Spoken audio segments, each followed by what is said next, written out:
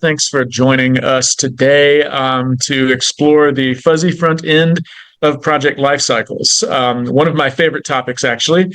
So I hope that I don't geek out too much for you. I do join you from a client site today, so explains the difference in the background here. But still, nonetheless, very pleased to be doing this for y'all. Bob, appreciate that. I really do appreciate that feedback. So as ever, I know I say this every time, sound like a broken record, but I've got a lot to cover today. So I am going to be brisk as usual. Today's topic is navigating the fuzzy front end and how we can work specifically within that part of the product development or project lifecycle, regardless of what type of workflow lifecycle you have, projects, products, or whatever. Often a lot of the same dynamics are at play. So we will explore some of that. Now, as usual, today is not about any type of a prescription or, there's not a step-by-step process here that I'm here to share with you. But I am here to share with you some concepts and some common denominators that usually can be applied sort of at a foundational level, no matter what your framework is. So quick agenda for today. We will discuss a little bit about visibility of work, work in progress. We did talk a little bit about this in some previous presentations. There's a few slides that if you've seen my presentations before, you might see some of those again, but even those will be having a bit of a different spin on. So we'll talk a little bit about value streams, and we will talk about some concepts like decentralizing decision-making, federating decision-making, things like that, especially in the front end. Now, those are concepts that can apply at all types of a product development lifecycle or project lifecycle, but we're particularly interested in kind of like unblocking the flow of work from the front end today.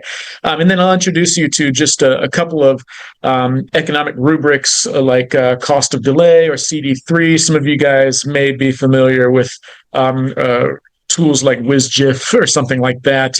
Then I'm going to talk, actually, quite a primary part of today's presentation is about some of the thought leaders that I actually have paid the most attention to over the years, and folks that I think have really been great beneficiaries, or rather benefactors, I should say.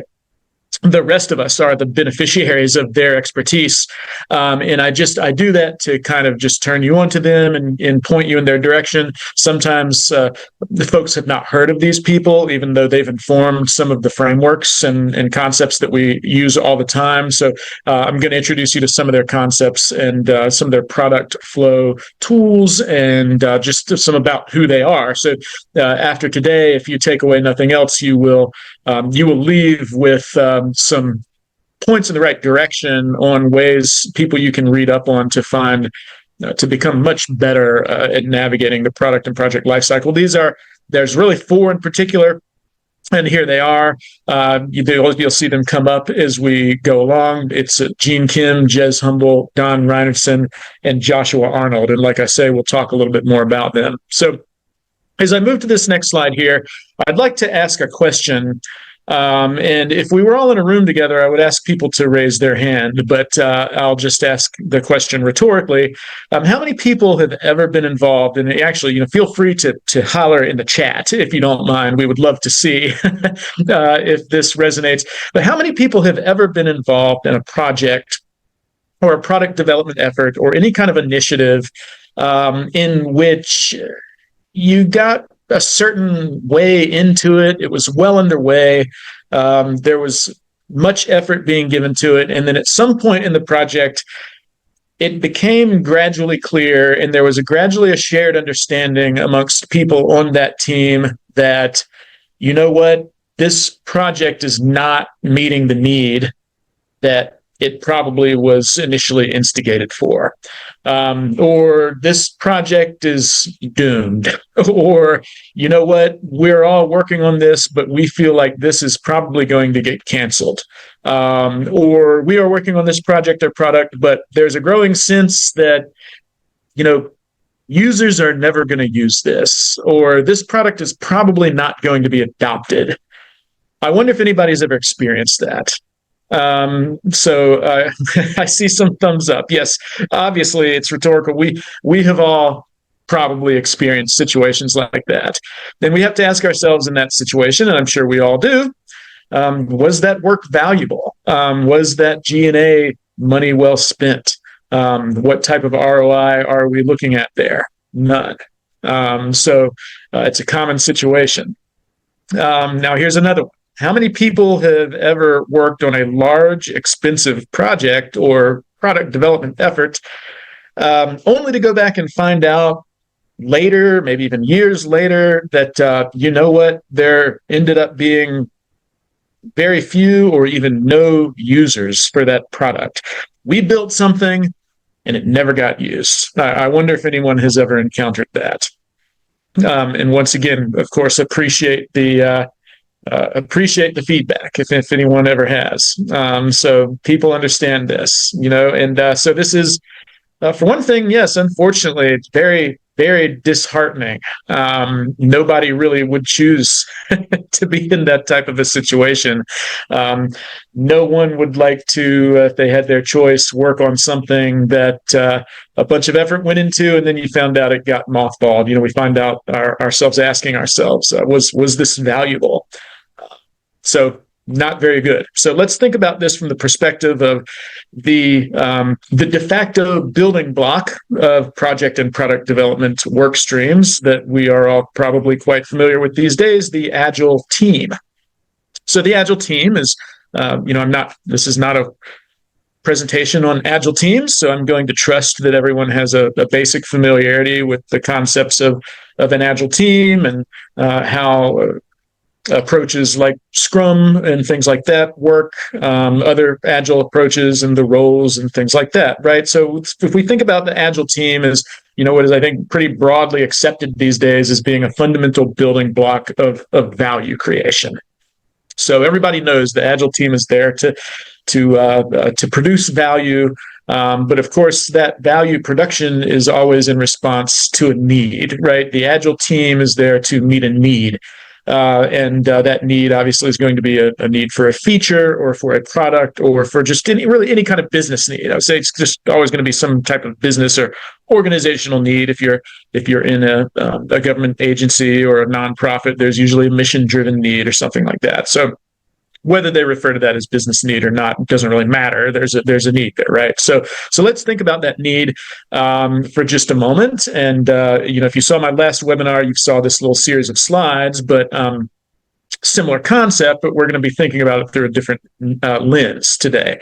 So if we think about that need as being essentially the genesis of a value stream, or of a series of efforts on behalf of that team that is there to generate whatever is the response to the need, we think about that. And often things will look like this, right? So that will usually go through some type of business analysis, maybe requirements building, or maybe discovery. Maybe there's some Agile product discovery there, and if so, that's great. But one way or the other, there's usually some specification. Very oversimplified here, but from there we move into development. Then there's usually some type of a QA function, and then perhaps some release. And then finally, it gets into operational production environment after delivery. Now we want to, and then hopefully there's some kind of feedback as well. Metrics or behavior can be understood, by the way that our product behaves in production, gets back upstream to the people who are making decisions and analyzing business needs and requirements and things like that. And then we'll highlight just this delivery phase very quickly, because an important point to note here is that everything up until this point, so everything from the need and these other functional steps, the analysis, development, testing, release, all of this, everything before delivery, this is just overhead, right? It's not directly contributing to value creation unless delivery happens. And then, of course, all of that investment does stand a chance of producing ROI or value of some sort. But delivery is a very special step in this life cycle, because there is no value without delivery. Because unless things get delivered, they can never be used, they can never be adopted, they never see the light of day. And so, until you successfully reach that point of delivery, then everything is overhead. So it's just an important point to make. Now, I want to make one other point about this. This may seem an old-fashioned workflow to some of you, especially if you're in a more product-forward work stream environment, or if you're in a more of a modern, like Agile shop where agility and those practices have been successfully adopted. And if so, good for you. But my point is that this is still valid from a functional perspective. Now, it doesn't necessarily mean that your workflow is progressing sequentially over time through these, or it doesn't mean that these are necessarily departments.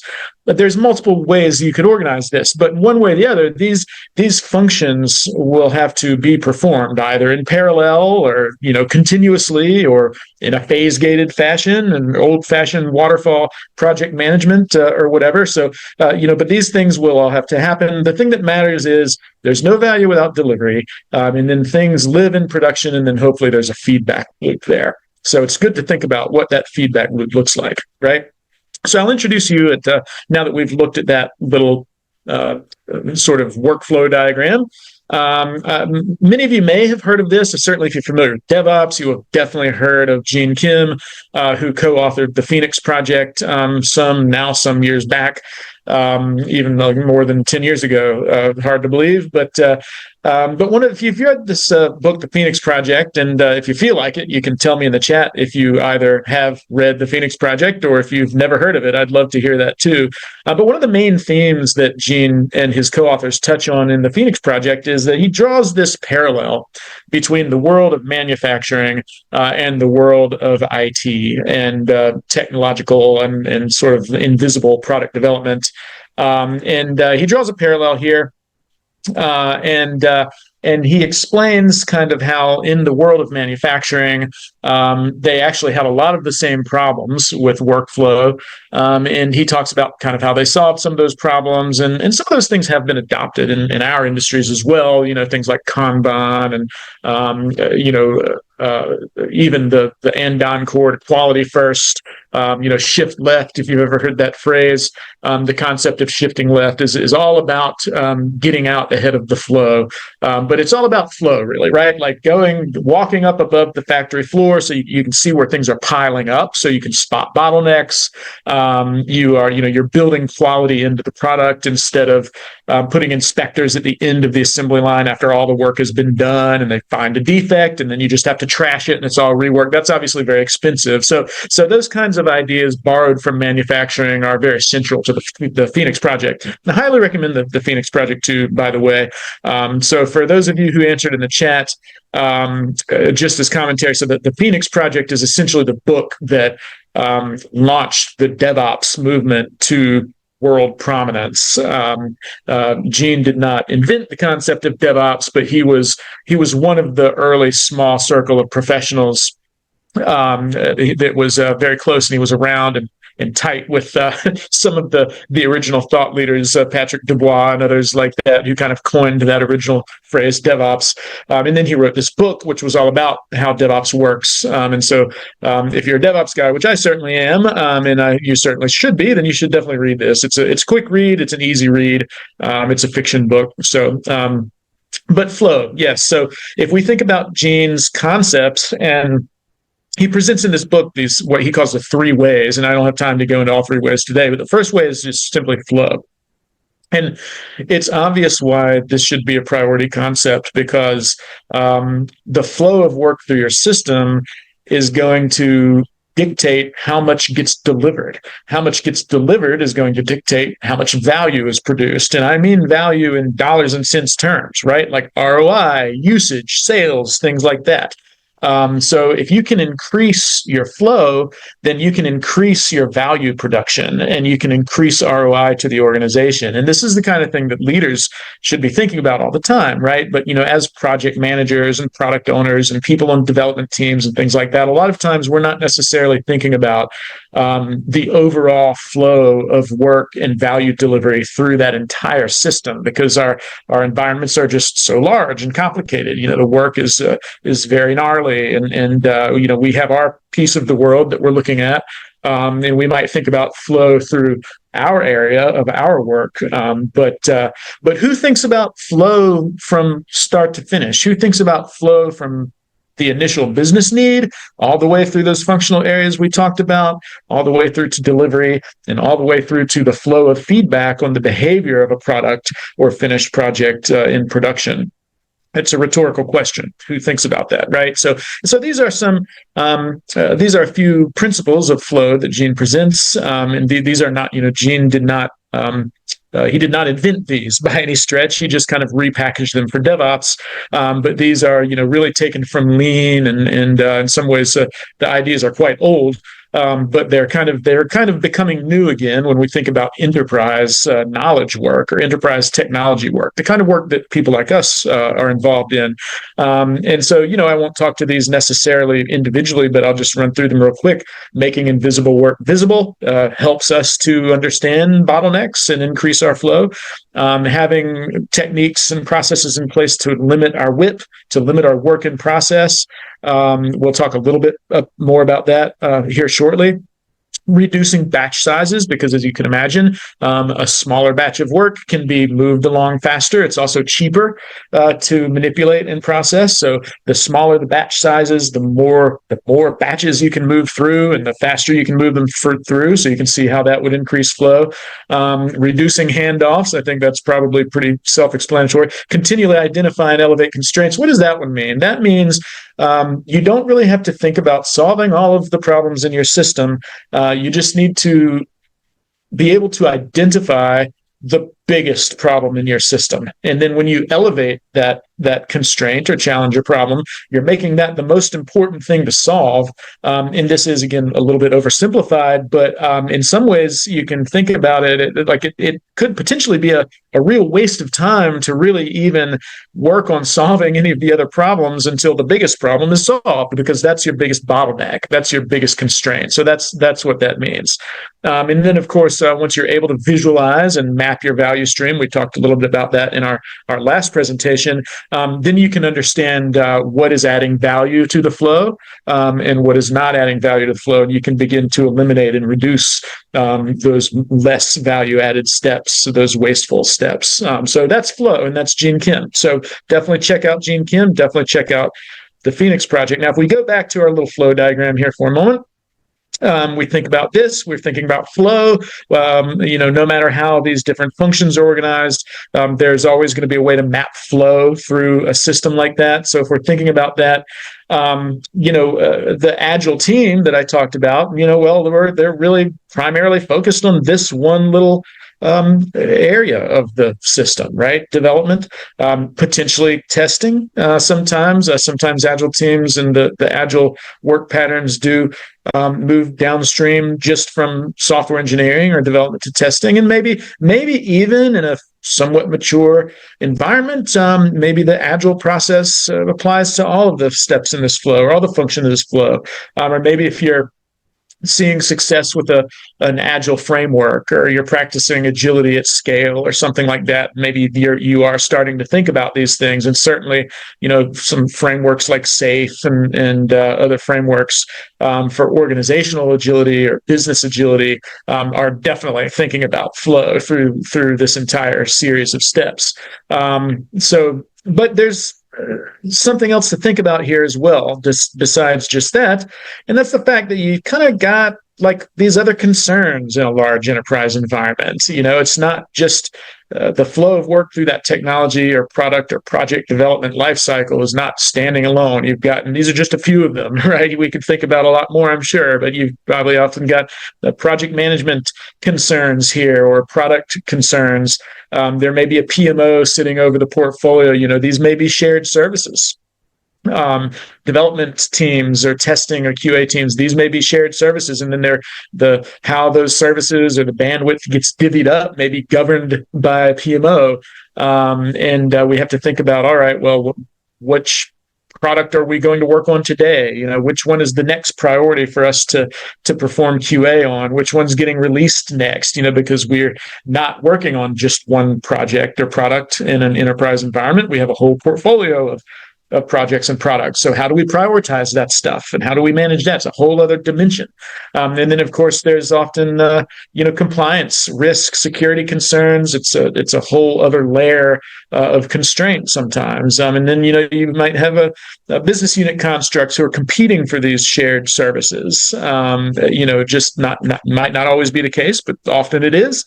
So you've got all these concerns kind of crowding in on this flow engine that we're looking at. And so that's, we can see how things begin to get complex, right? So this causes some issues. So let's take a step back here, and then I want to introduce you to one of my other favorite thought leaders here. Now, Joshua Arnold, if I'm not mistaken, I believe he's based out of New Zealand, where SoftEd is based out of. But long before I was doing work with SoftEd, I was paying close attention to Joshua Arnold because he's a super innovative guy, and I love his concepts. But this is a quote from Joshua, which I will read aloud here. Most organizations don't suffer from a lack of innovative ideas. They suffer from not being able to pick and nurture the best ones and then deliver them quickly enough. Thanks to the consumerization of IT and software eating the world, this is getting worse. So I'll stop there for a moment. I think probably you'll get no argument from me on that. Certainly in the organizations that I work with, what you usually find is they've got great people and there's a lot of great ideas. And I don't just mean that people are creative and they're riffing on imaginative ideas. I mean, there's a lot of great business ideas. Like if you could wave a magic wand and manifest some of the ideas that the people have, there's no question that there would be business value there right away. So there's no shortage of great ideas. Back in the day, I used to think that concepts and ideation was the hard part. And then the execution was the easy part. And I had an ongoing debate with a college buddy of mine who was in the same space. And he would always argue that ideas were the easy part and execution was the hard part. And I would kind of argue the reverse back, this is a long time ago. And of course, in those days, I was sort of an individual practitioner. And so I had complete control over all of my own work. And so for that reason, I felt like execution was fairly straightforward, but I would have a hard time coming up with just the right idea. So I thought that was hard. But here we are years later, and I do realize that actually, my buddy was the one who was right, at least in an enterprise environment. There's never a shortage of good ideas. It's actually prioritizing, organizing, and then executing and delivering those ideas that is the hard part.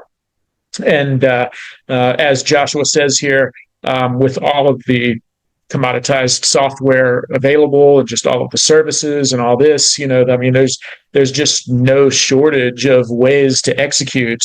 So the question is not how to execute. The question becomes what to execute. Am I building the right thing? And then another point here, if I go back, if I go back to this slide, all of this, which is involved in producing, I think, for argument's sake, we'd say software products or features, but this could be any kind of knowledge-based product. So just as here, in most organizations, innovation, the word innovation and software development is often already synonymous. Software development are often early adopters for innovation practices.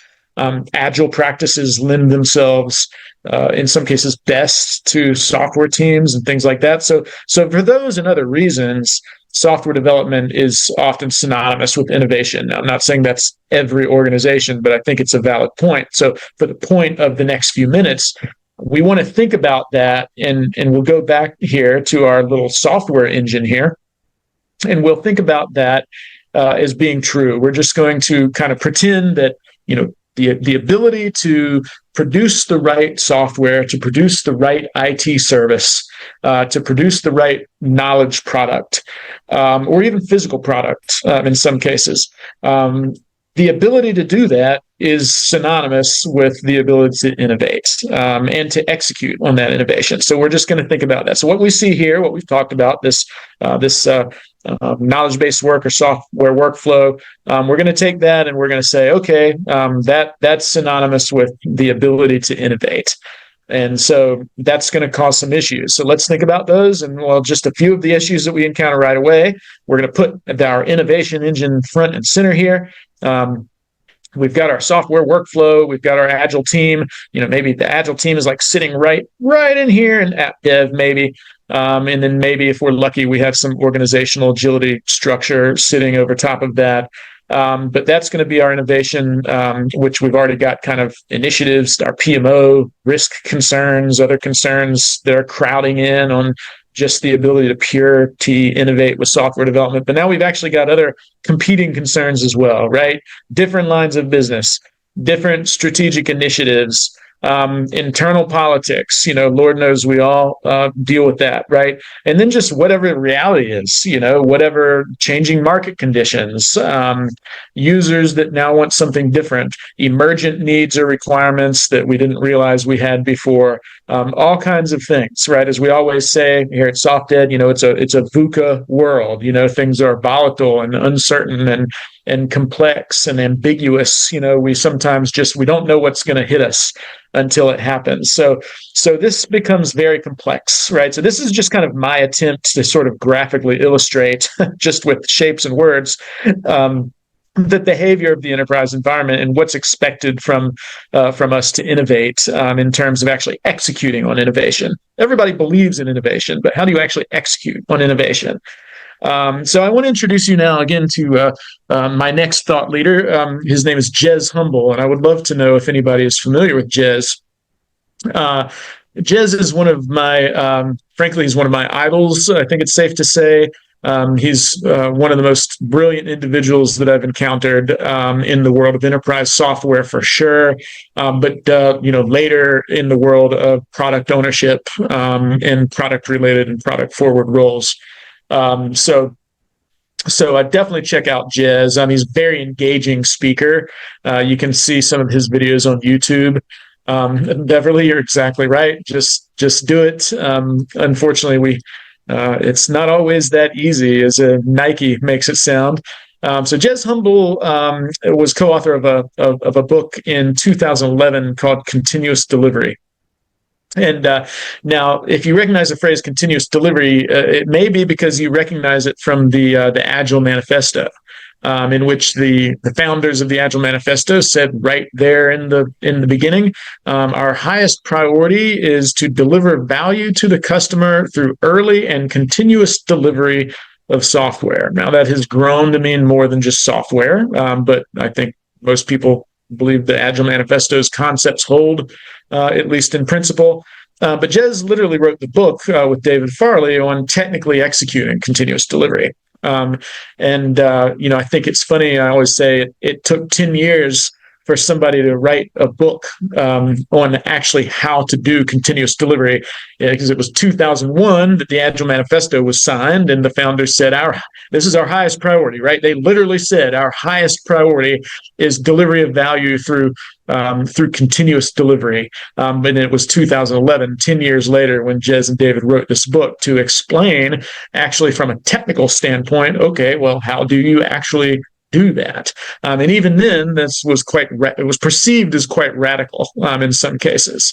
Bob, couldn't agree more with that. Just to agree, I'll leave it at that. So Jez Humble, you can see, you can find videos online where Jez has delivered keynotes talking about what he calls water scrum fall.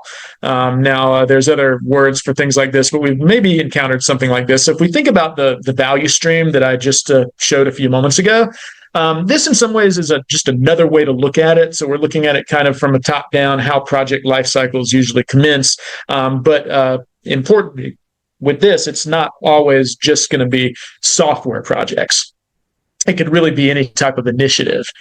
So starting to accommodate and build into the value stream, like if I go back, if I go back to this one, where we've got kind of a software value stream here, and then it's starting to get crowded in on by PMO concerns and priorities and compliance requirements and security and, the competing interests of our business units and things like that. So, but if we kind of think about that and start to order some of those other concerns into also a value stream. It might look something like this, but this is how Jez would present it. You've usually got, again, some business analysis, the PMO and finance often involved in some feasibility or whatever, design and planning. So that's kind of the front end. And then you've got maybe your agile teams, if they are agile. And then again, there's really another layer of analysis. Then there's actual development and building of things. And then there's usually testing and then some demoing and things like that. So we're iterating on this, right? We're iterating and gradually and emergently producing the product or the feature. And then you have downstream IT, and again here sometimes you have centralized QA. Now I think since I first saw this concept of water scrum fall introduced, I think centralized Q&A is not as much of a thing as it used to be because people are endeavoring to shift left, build quality in. There's a lot of tools as well out there now that there were not in 2011, which allow you to do code scanning or kind of continuous product quality monitoring, things like that. But that still is a thing in some organizations. So you may have a testing department or something like that, and then have a release and operations. So this is another way to think about it. So if we think about it like this is what we mean by the fuzzy front end. It's this top layer of the cake, the study, the approval, the feasibility, things that finance trying to understand. Okay, what do we need to invest in this? What's the priority of what's our investment mix? Are we investing in the right thing? Are we approving the right thing? Often these cycles are annual as well, as we all know. So a lot of times these budget cycles operate on an annual cycle time, which is quite a long cycle time. And then, once investments are approved and funding is released, then, there's still design and planning and things like that.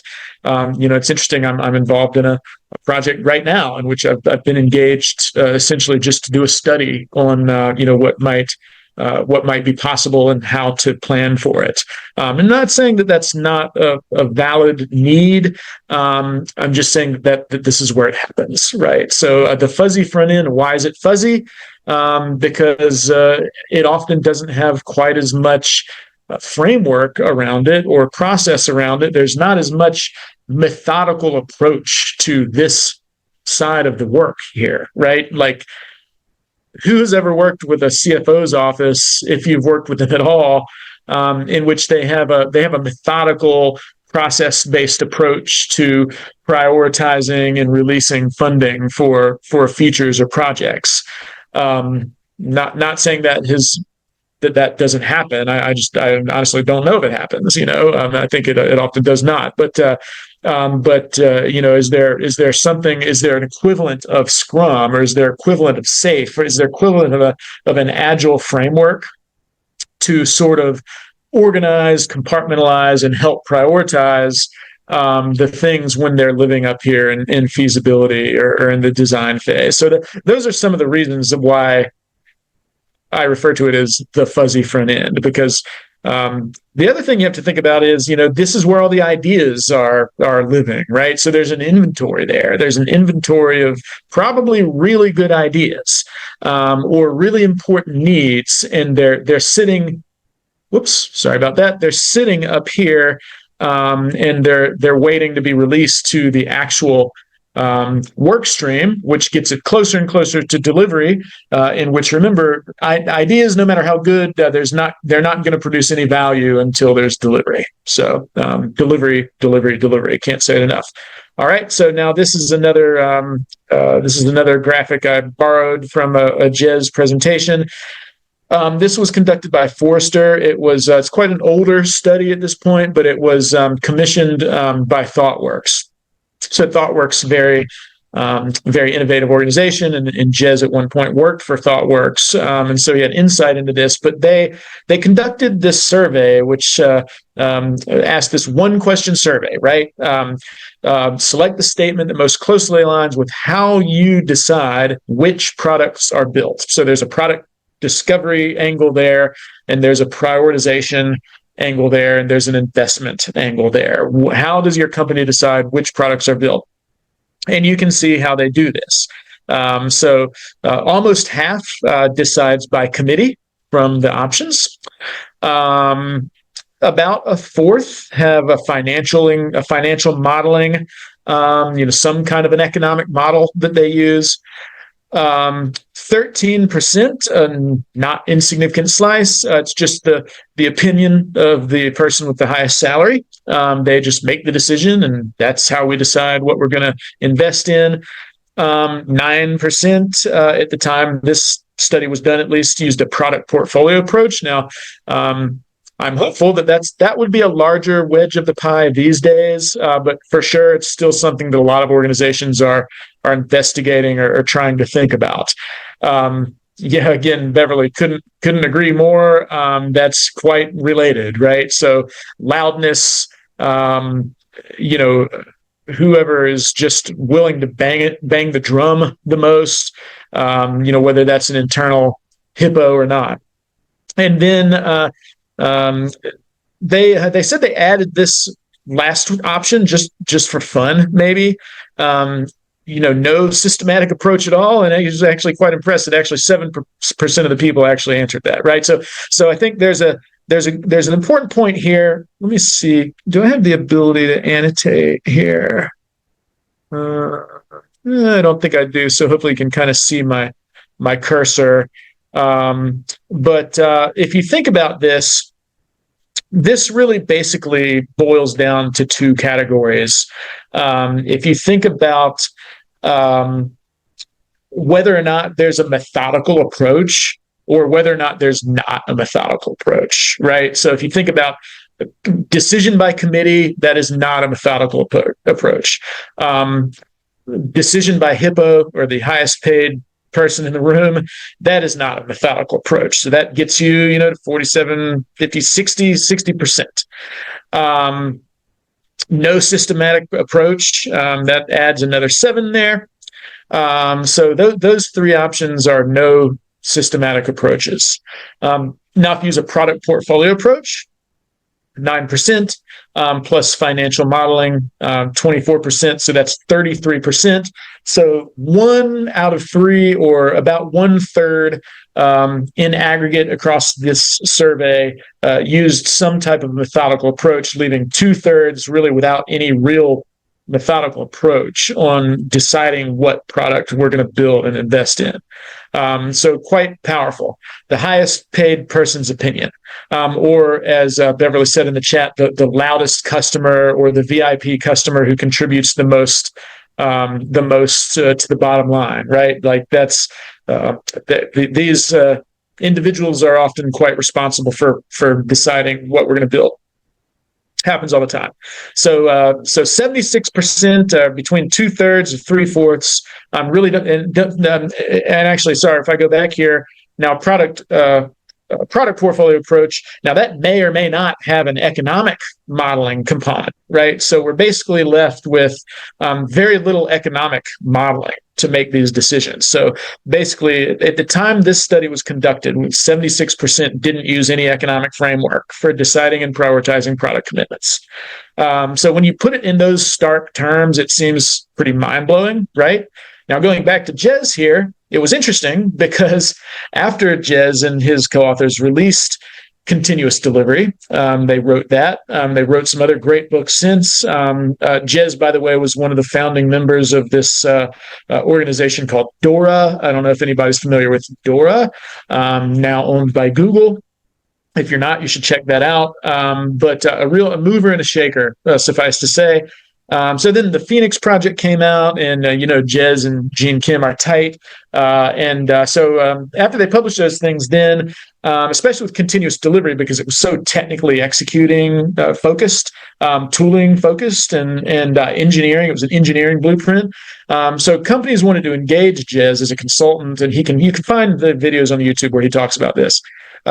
Companies wanted to engage Jez to come and consult with them on, well, how do I build my delivery tool chains? Help my IT department, do my system integration, tooling integration, help us engineer the tooling that we need for downstream IT so that we can do CI/CD and things like that. And so, but when Jez and his colleagues would go in and evaluate the organization, what they found was that all of the delays and trouble and slowness was actually happening at the front end that we talked about, up there in that top layer of the cake with the PMO and the decision making and the funding and the financial approvals and things like that.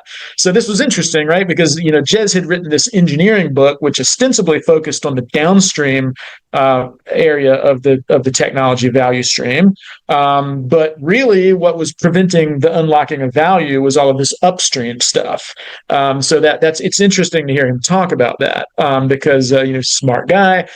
He was able to put together a very good book, multiple books really on engineering continuous workflows and things like that, especially for IT delivery. But what he found was, from a system-wide perspective, an organizational perspective, the thing that was really preventing a big optimal flow of value, it was these things at the fuzzy front end. So then when he says water scrum fall, right, this is really what he's talking about. So there's flow-based work or Agile-based work focused on value and delivery. It just sits here in the middle of the Agile team. And then these top and bottom ones are sandwiching our Agile practice.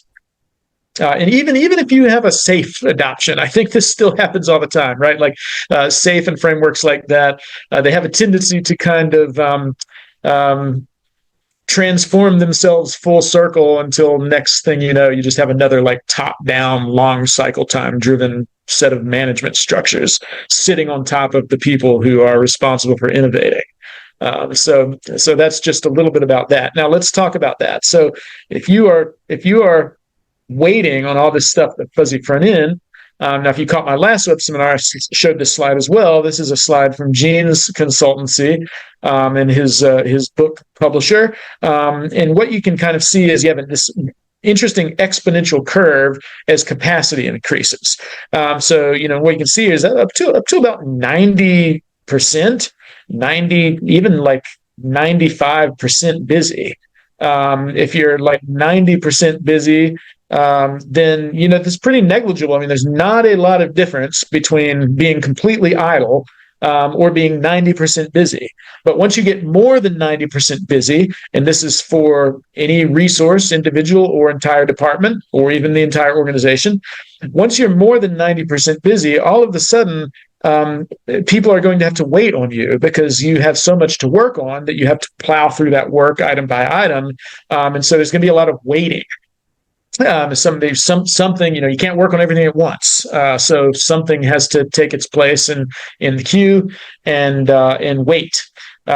So waiting time increases exponentially in proportion to how much capacity or how busy people are.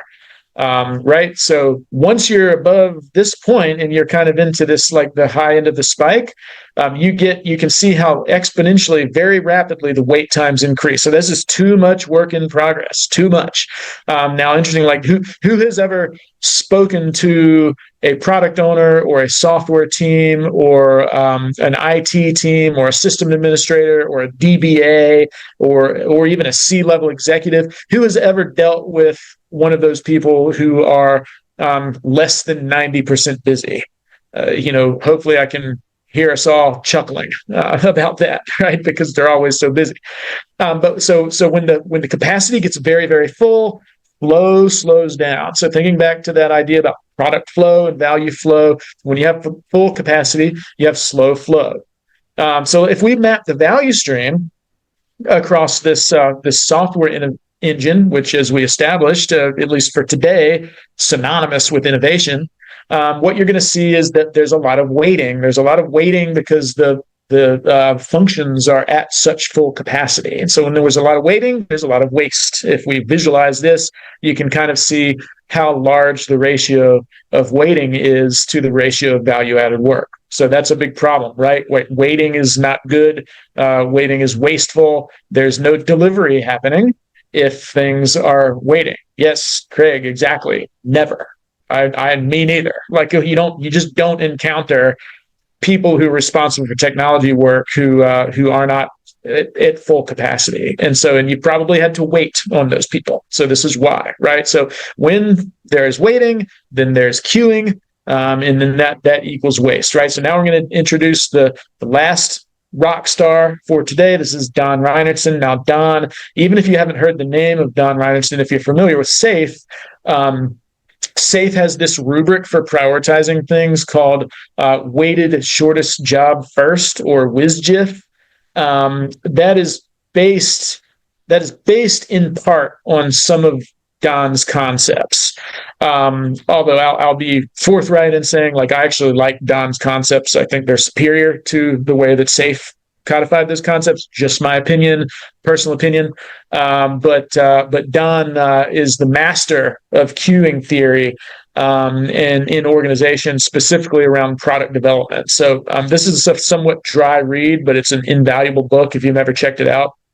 So Don Reinertsen, he is the master of understanding how queuing and waiting and managing capacity across departments as we work on product development. And then he's also kind of the father of cost of delay. So Don, he has various measurements that he uses, but the one that he claims is most valuable is this measurement called cost of delay, or in other words, how much is it costing you in lost revenue, lost value, lost adoption for something not to get delivered. So if it's sitting there waiting, how long does it have to wait, and how much does it cost every day or whatever unit of time that something has to wait? So calculating that cost can be a really good way to prioritize. Now, Don is also a champion of figuring out formal and disciplined process-based ways to federate or decentralize decision power. Because when you have to wait on a central planning, right?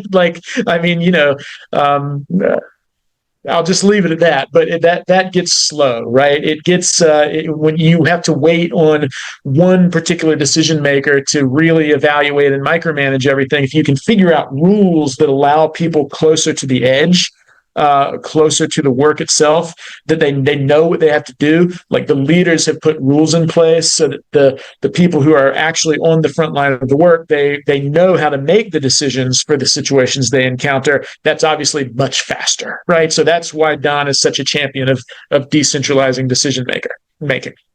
Now, here are a few little gems from Don, just cutting to the chase on some of the coolest ideas here. I think, any analysis beats intuition. So if we think about the hippo, or we think about the committee making the investment decisions, what Don is saying is basically like, it's just anything, any type of methodical, systematic analysis. It doesn't even really have to be that good, but that will still beat intuition, because that will still bring some consistency, some shared understanding, some shared rules, and you need those things for sustained value creation at scale over time. And the committee might get lucky from time to time or make a good decision, but at enterprise scale, it's not a good way to run a railroad.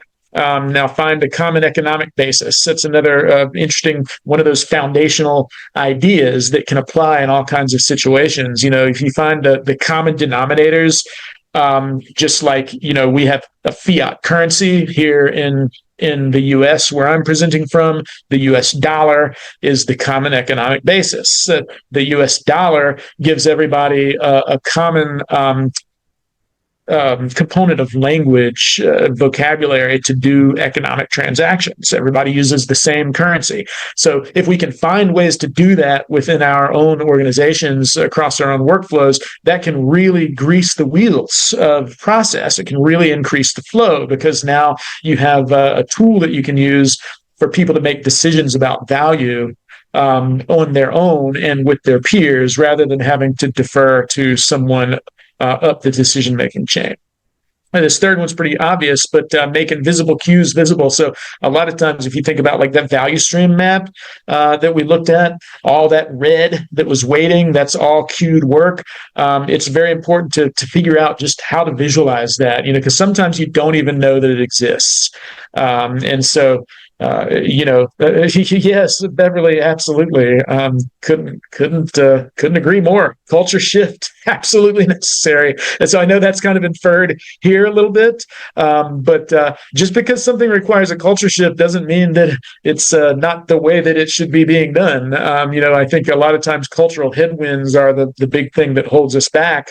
And it's like, well, sorry, that doesn't mean there's not a better way to do anything. We have to get out of our own way sometimes. And then there's business cases to be made here too. So sometimes the big wigs are receptive to that. So making visible cues visible, and then decentralize decision power. Now, to actually Beverly's point, if you look at this last bullet, front-end decision makers or, big wigs, that doesn't mean they're giving up control. They maintain control. It's all about designing rules so that the top level decisions, the strategic guidance at a control level that the leaders are driving through the workflow, that we're able to build rules, right, that will matriculate down and stay true to that vision. And there's a Jez Humble, Barry O'Reilly, and Joanne Molsky have another great book. It's called The Lean Enterprise, one of my favorite books.